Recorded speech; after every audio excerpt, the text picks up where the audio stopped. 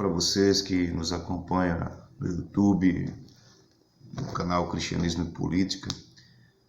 Paz do Senhor para você, sua família. Aqui quem fala com vocês é o irmão Anderson Medeiros. Tenho iniciado esse canal no YouTube para a gente estudar um pouco a palavra de Deus. Tem existido muitas heresias, muitas coisas nos dias de hoje, e eu quero compartilhar com vocês um pouco sobre a palavra de Deus. Então, estou dando início a alguns estudos bíblicos. O nome do canal é Cristianismo e Política, porque eu quero falar da Bíblia, do cristianismo, mas também gosto de falar um pouco sobre política. Então, por isso é o nome do canal. Então, hoje eu quero começar com vocês uma simples introdução bíblica, Uma simples introdução bíblica. Quero falar para vocês algumas curiosidades da Bíblia, falar sobre sua inerrância, sua confiabilidade, sua importância para o mundo de hoje, para o mundo do passado, A Bíblia é muito importante em nossa sociedade. Então, vamos lá. A Bíblia, ela foi escrita por cerca de 40 autores. Ela é dividida em 2 testamentos, o Antigo e o Novo. Ela possui, para nós cristãos protestantes, 39 capítulos no Antigo Testamento, 27 capítulos no Novo Testamento. Ela tem cerca de 66 livros para nós protestantes, porque a Bíblia judaica ela é composta só por 24 livros. Ela não tem o Novo Testamento, visto que os judeus, com exceção dos judeus messiânicos, eles não creem que Jesus Cristo é o Messias. Então eles observam apenas os 24 livros do Antigo Testamento, que para nós são 39. Por que para eles são 24? Porque livros como 1º e 2º Samuel, que tem na nossa Bíblia, para eles é um só. Livros como 1º e 2º Crônicas, que nós temos na nossa Bíblia, também para eles são apenas um. E entre outros. Por isso que são apenas 24 livros. E o nosso vai dar 39 livros. Na Bíblia Católica, usada pelos cristãos católicos, são 73 livros. Por quê? Além dos 66 livros que a Bíblia usa, a Bíblia protestante, a Bíblia católica ela acrescentou 7 livros a mais no Concílio de Trento de 1546, quando houve a Contra-Reforma, em protesto à Reforma Protestante. Então, ela usa 73 livros, que, se eu não me engano, são 1º e 2º Macabeus, Tobias, Eclesiástico, Sabedoria, Baruque e Judite. Estão todos ali no Velho Testamento da Igreja Católica. Nós protestantes usamos uma Bíblia com 66 livros. Nossa Bíblia ela tem cerca de 1.189 capítulos, 31.000 versículos. Nosso capítulo mais longo da Bíblia é o Salmo 119. Inclusive um salmo excelentíssimo que fala muito sobre a palavra de Deus. O mais curto é o Salmo 117. Nosso maior versículo está em Esté, capítulo 8, versículo 9. E o nosso menor versículo está em Êxodo, capítulo 20, versículo 11. Talvez alguém duvide essa questão porque acha que o menor versículo da Bíblia é lá em João, capítulo 11, quando fala que Jesus chorou na ocasião da ressurreição de Lázaro. Só que Jesus chorou, ele possui 11 letras. E não matarás de Êxodo capítulo 20, versículo 11, possui apenas 10. Por isso que eu estou colocando não matarás como o menor versículo da Bíblia. Então isso são algumas curiosidades da Bíblia. Sobre o cânon bíblico, por exemplo, de Antigo e Novo Testamento, a sua formação se deu em alguns séculos. O Antigo Testamento ele foi primeiro formado. Na época de Jesus já tinha todo o Antigo Testamento formado, o Antigo Testamento judaico. os livros da lei, já existiam os profetas, já existiam livros históricos. Mas o Novo Testamento ele foi formado pelos apóstolos, seguidores de Jesus. Até a morte do último apóstolo João, que foi no ano 100 aproximadamente, não existia uma Bíblia em si formada entre Antigo e Novo Testamento. A primeira pessoa que tentou formular uma Bíblia nesse sentido, um canon, digamos assim, foi Marcião, um heresiarca que ele não considerava o Antigo Testamento um livro sagrado como parte da Bíblia. Marcião ele acreditava que o Deus do Antigo Testamento não era o Deus do Novo Testamento. O Deus do Antigo Testamento era um Deus mau, maligno, e o Deus do Novo Testamento era o verdadeiro Deus que derrotou o Deus do Antigo Testamento. Por isso que Marcião, o canon dele é apenas uma parte do Evangelho de Lucas e 10 epístolas paulinas. Ele tentou arrancar da Bíblia tudo que se envolvesse com o Antigo Testamento. Esse foi o primeiro canon. Marcião foi considerado herege e foi completamente destruído teologicamente por Tertuliano e outros grandes heróis da fé cristã da época do século III. Então, após isso aí, a Bíblia vem, muita gente tentando fazer um canon, e nós chegamos a Atanásio. Atanásio fez o canon que nós usamos, foi juntado por Atanásio, e depois Jerônimo deu os toques finais, São Jerônimo. E hoje nós temos essa Bíblia dessa maneira, com 66 livros, Gênesis a Apocalipse. Agora, a questão da inerrância e confiabilidade da Bíblia. A Bíblia é inerrante? A Bíblia é 100% verdadeira? A Bíblia, ela contém alguma espécie de erro, de equívoco? Não. A Bíblia não contém nem erros, nem equívoco na sua forma original. Na forma em que ela foi escrita pelos seus autores, no original ela não contém erros nem equívocos.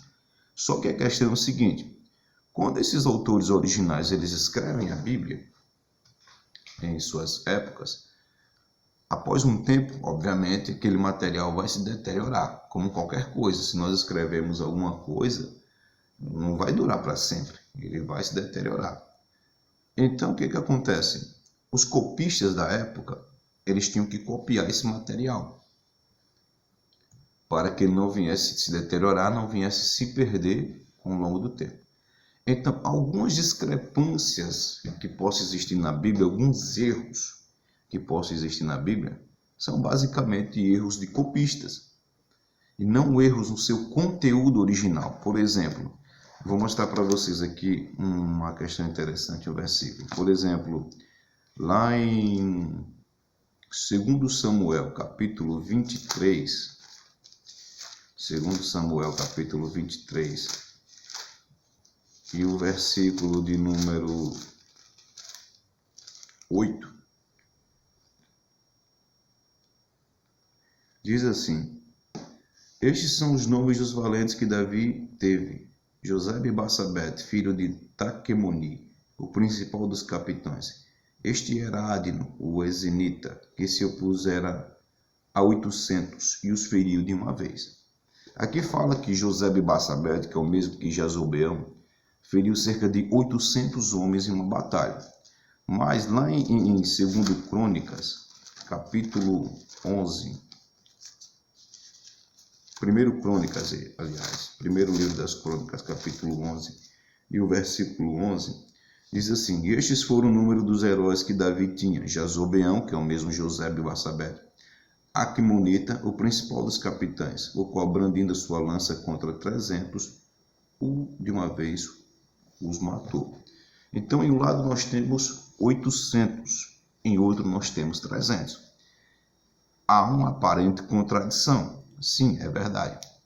Só que essa aparente contradição não existe nos textos originais. O que aconteceu aqui é um simples erro de copista, talvez um original um pouco mais apagado, além do mais que o número 3 e o número 8 do alfabeto, da numerologia hebraica, ela é bem parecida, então pode ser que se confunda. De qualquer forma, a Bíblia não merece ser discriminada como algo confiável, porque ela mesmo se corrige. Se um texto está em 800, ela vem com outro texto e mostra que na verdade foram 300. Na verdade foram 300. Então, eu estou citando apenas um texto para não comer mais tempo, mas existem outros textos que eu poderia explicar sobre essa questão. Mas ela é inerrante e é confiável. De 100% do material bíblico que nós temos, 98% da Bíblia, mesmo em seus manuscritos, está 100% correta e coerente um com o outro.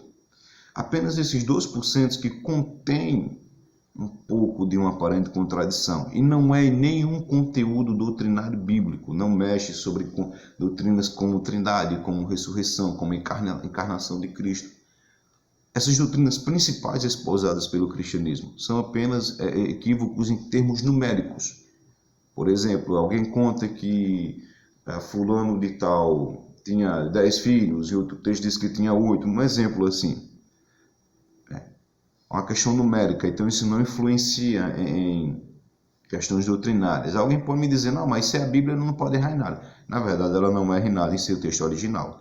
Apenas existe alguns erros de copistas.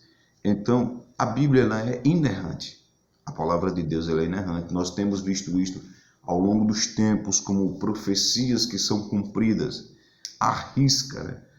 Se formos estudar todas as profecias bíblicas, nós veremos o quanto essas profecias são cumpridas à risca. Por exemplo, a profecia de Daniel sobre a morte de Jesus Cristo, em que ele fala de 69 semanas, cada semana valendo um ano, que vai dar 483 anos, que seria onde o Messias seria entrado na cidade de Jerusalém e seria morto. É uma profecia muito precisa, porque justamente no dia que Jesus entra em Jerusalém, fazia 483 anos da profecia de Daniel.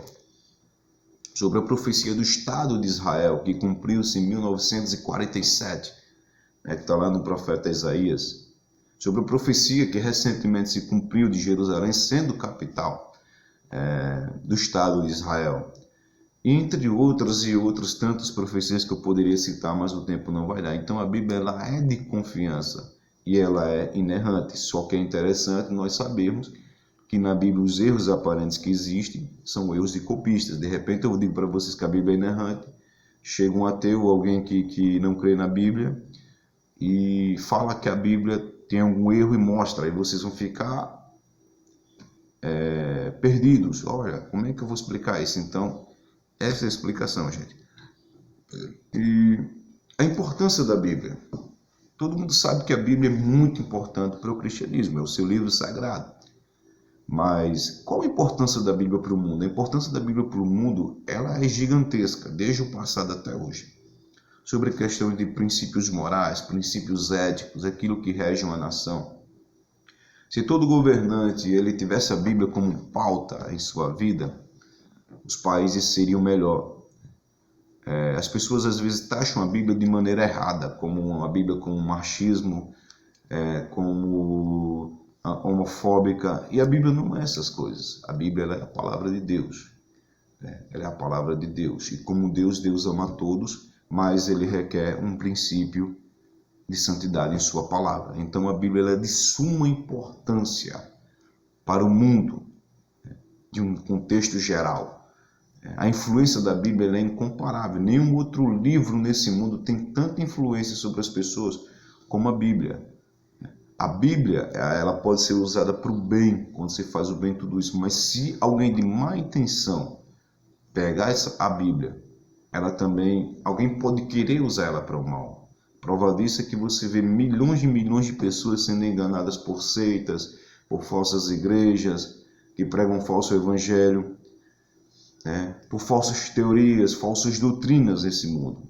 Então, gente, a Bíblia tem uma influência muito, mas muito grande mesmo. Então é isso aí, apenas algumas curiosidades, algumas introduções bíblicas Depois estarei voltando com mais vídeos, alguns estudos bíblicos. O próximo que eu quero falar é sobre conceito de Deus nas visões panteístas, panenteístas, ateísmo, teísmo, deísmo e deísmo finito. Apenas uma introdução sobre o que esses conceitos falam sobre Deus. Então, que Deus te abençoe em nome de Cristo Jesus. Amém.